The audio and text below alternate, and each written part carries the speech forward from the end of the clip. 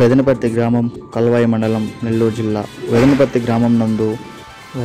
గ్రామస్తులు వర్షాకాలంలో సమస్యలకు గురవుతున్నారు. వెదనపర్తి చెరువుకు చౌటపల్లి రిజర్వాయర్ తెలుగుగంగ కాలువ నీరు వదలడంతో మరియు వర్షాలు అతి భారీగా కురవడంతో చెరువు నుండి నీరు అతివేగంగా ప్రవహిస్తున్నది. బ్రిడ్జి ఎత్తు తక్కువగా ఉండడం వల్ల నీరు బ్రిడ్జిపై అతివేగంగా ప్రవహిస్తున్నది. గ్రామస్తులు రాకపోకలకు ఇబ్బందులు గురవుతున్నారు. చాలా రోజుల నుండి ఇలా జరుగుతుంది. కావున ఆర్ఎండ్బి అధికారులు దీనిని గుర్తించి ప్రజలకు ఇబ్బంది కలగనీయకుండా ప్రజలపై దయ ఉంచి మంచి చేయవలసిందిగా కోరుతున్నారు.